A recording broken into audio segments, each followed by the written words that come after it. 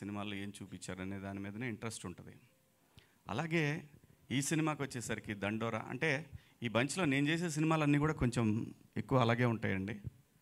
నేటివిటీకి దగ్గరగా, రియలిస్టిక్కి దగ్గరగా, realistic approach ఉంటుంది ప్రతి సినిమాలో కూడా. అలాగే ఈ సినిమా ప్రొడ్యూసరు బెన్నీ గారు, నాకు ఎందుకో అక్కడక్కడ ఈయన చూస్తే క్రాంతి గారు కనిపిస్తూ ఉంటారు, క్రాంతి కుమార్ గారు. వీళ్ళందరిది బెజవాడ, వీళ్ళందరిది. ఎందుకంటే స్వాతి లాంటి ఒక సినిమా క్రాంతి గారు ఎలా చేసి ఉంటారబ్బా అని అనుకున్నా. నేను అప్పుడు కొత్త ఇండస్ట్రీకి, అంటే ఇండస్ట్రీ కాదు, ఇండస్ట్రీకి వచ్చిన తర్వాత ఆయనతో ఒక సినిమా చేసినప్పుడు స్వాతి లాంటి సినిమా ఈయన తీశారని అనుకునేవాడిని. పాడుతా తీయగా సినిమా, ఆయన డైరెక్టరు, నేను ఆర్టిస్టు. అలాగే ఒక డిఫరెంట్ ఫిలిమ్స్ ఆయన చాలా చేశారు. క్రాంతి కుమార్ గారు ప్రొడ్యూసర్గా చేశారు, డైరెక్టర్గా చేశారు. అలాగే ఈయన బెన్నీ గారు, ఇతనిలో ఏదో తెలియని భావాలు ఉన్నాయి, చెప్పరానికి కూడా చెప్పలేడు కూడా ఆయన. కానీ ఎవరైనా చెప్తే వింటే ఇదే అనుకునే రకం అనమాట ఈయన. ఇదే తీయాలి, నేను ఇదే తీయాలి అని అనుకునే టైపు ఈయన. సో అలాగే డైరెక్టర్ గారు మురళీ గారు, నాకు స్క్రిప్ట్ చెప్తా ఉన్నప్పుడు, ఆఫీస్కి వచ్చినప్పుడు స్క్రిప్ట్ చెప్తా ఉన్నప్పుడు, సరే ఎక్కడా పనిచేసిన అనుభవం లేదు అని అన్నారు. స్క్రిప్ట్ ప్రొడ్యూసర్ గారికి నచ్చింది అన్నారు. డబ్బులు పెట్టేవాడికి డెఫినెట్గా బాగుంటేనే పెడతాడు కదా అనే ఉద్దేశంతో విన్నాను. చాలా బాగా అనిపించిందండి, చాలా దగ్గరగా అనిపించింది. మన సొసైటీలో ఉండే ఏవైతే ఇప్పుడు ఊరికే పైకి మాట్లాడుతున్నా కానీ ఇంకా దాని తాలూకు ప్రభావం ఒక పాయిజన్ లాగా అలా కంటిన్యూ అవుతానే ఉంది వ్యవస్థలో. అదే కులం, ఆ కులం పోదు ఎప్పటికీ, కనీసం పోగొట్టడానికి ప్రయత్నం అంటూ జరుగుతూనే ఉంటుంది. అలాంటి ఒక ప్రయత్నమే దండోరా. ఖచ్చితంగా చాలా బాగుంటుందండి సినిమా, చాలా బాగుంటుంది. ఆర్టిస్టులుగా నిజంగా ప్రతి ఆర్టిస్ట్ కిందలో పనిచేసిన వాళ్ళకి, ప్రతి ఆర్టిస్ట్కి పండగే పర్ఫార్మెన్స్ చేయటానికి. లైక్ బిద్దమాధవి గారు అంటే మలయాళీ ఆర్టిస్టులు చాలా బాగా చేస్తారు, తమిళ వాళ్ళు చాలా బాగా చేస్తారు అనుకుంటే కాదు, వాళ్ళకంటే బాగా చేసే ఆర్టిస్టులు తెలుగులో చాలామంది ఉన్నారు అని అనటానికి ఈ సినిమా మీ అందరి ముందుకి రాబోతూ ఉంది. అదైతే నిజం. చాలా బాగా చేసింది తను, చాలా బాగా చేసింది. తన ఫేస్లోనే ఏదో ఒక తెలియని మ్యాజిక్ ఉంటుంది. క్యారెక్టర్లో అంత బాగా ఇన్వాల్వ్ అయిపోయి చేశారు. అలాగే నేను అనుకున్నాను నవదీప్ విషయంలో, తెలుగు సినిమా ఇండస్ట్రీలో ఒక పెద్ద విలన్ అవుతాడు అనుకున్నాను నేను. అంత పొటెన్షియల్ ఉన్నటువంటి ఆర్టిస్ట్ నవదీప్. నిజమండి ఇది. తన ఐస్ దాన్ని ఇంకా ఎవరు వాడుకోలేదని నాకు ఇప్పటికి కూడా ఫీలింగ్ ఉంది. చాలా గ్రేట్ యాక్టర్ తను, గ్రేట్ యాక్టర్. నేను ముఖస్తుతికి చెప్పట్లేదు. ఆ పొటెన్షియల్ని వాడతలే. మావాడు కూడా కామెడీగా తీసుకొని వెళ్ళిపోతూ ఉన్నాడు లైఫ్లో. ఏం చేస్తాం, ఎంతకాలం వెయిట్ చేస్తాం, ఇంకా వస్తాను, వెయిట్ చేయాలి, తప్పదు. కానీ ఖచ్చితంగా అవుతాడు. చూడండి మీరు నా మాట, ఇది ఊరికే పోదు ఈ మాట, ఇదైతే నిజం.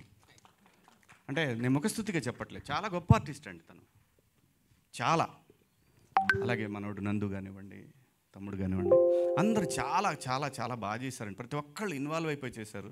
ఇన్వాల్వ్ అంటే అది వచ్చినప్పుడు, పులికి గనక ఆకలి మీద ఉన్నప్పుడు ఒక జింక దొరికిందా, దాన్ని ఎలా అయితే చిత్రవదలు చేసి తినేస్తుందో అలాంటి పాత్రలు ఇక ఈ సినిమాలో ప్రతి ఒక్కళ్ళకి దొరికినాయి.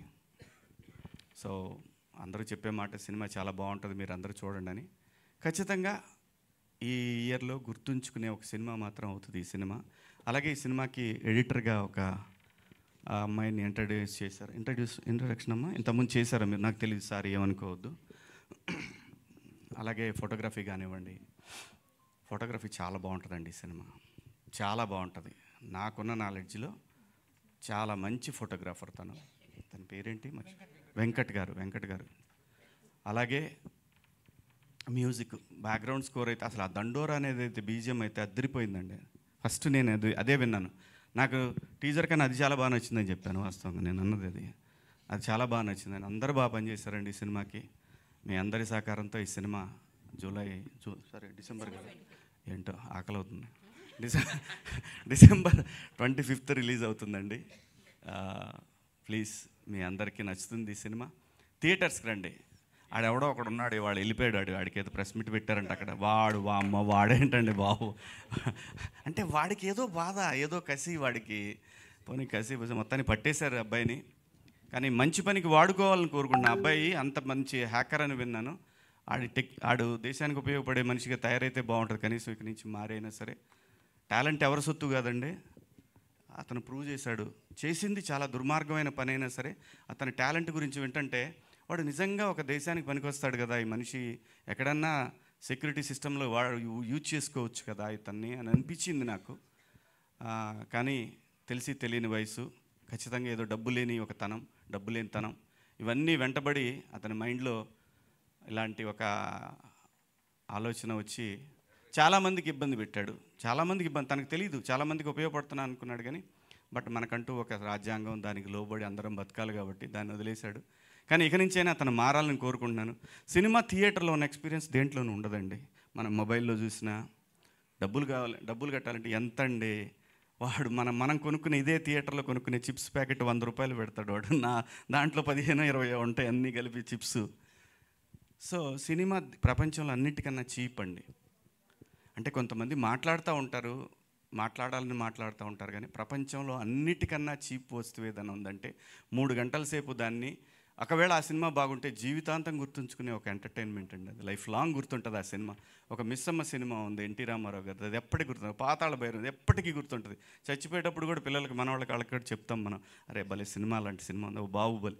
సినిమా అనేది పెట్టేది 200 రూపాయలు కావచ్చు కానీ అది జీవితంలో మార్పులు తీసుకొస్తుంది, జీవితాంతం గుర్తుంచుకునేలా చేస్తుంది. ప్లీజ్ థియేటర్కి రండి, థియేటర్లో చూడండి. బాగుంటేనే చూడండి, బాగాలేకపోతే ఎవడు మనం చెప్పినా చూడరు పెట్టరు. థియేటర్ ఎక్స్పీరియన్స్ దేంట్లోనూ రాదండి. ప్లీజ్ దయచేసి ఇంకా పైరసీ వద్దు, చూడొద్దు. దాంట్లో ఏముంటుంది, తిట్టుకుంటా చూసుకోవడం తప్పితే వినపడదు. మళ్ళీ వాడిని పెట్టినోడిని తిడతా, ఈ ఎదవ మరీ పెట్టినాడు కనీసం సౌండ్తో పెట్టలేదని వాడిని తిడతాం, రకరకాల ప్రాబ్లమ్స్ అన్నీ. సో ప్లీజ్ అండి, పైరసీని ఎంకరేజ్ చేయొద్దు. ఇది సినిమాకి చాలామంది పని చేస్తారు కాబట్టి వాళ్ళ జీవితాలు, అందరి జీవితాలు ఉంటాయి. ఒక్కొక్కళ్ళం ఒక్కొక్క పనిలో పడి బతుకుతూ ఉంటాం. ఎవరి బతుకు కూడా పాడవకూడదు. సో అని నేను ఒక దండోరా వేస్తున్నాను. ప్లీజ్ దయచేసి ఇలాంటివి ఏమి ఎంకరేజ్ చేయకండి ప్లీజ్. థ్యాంక్ యూ అండి, థ్యాంక్ యూ. ఇంత మంచి అవకాశం ఇచ్చినందుకు మీ అందరికీ కృతజ్ఞతలు. ఇంతసేపు మిమ్మల్ని అందరినీ వెయిట్ చేయించినందుకు మీ అందరికీ సారీ అండి, జర్నలిస్టులు అందరికీ కూడా sorry. Thank you so much. Thank you Shivaji garu, thank you so much. We have a Q&A session.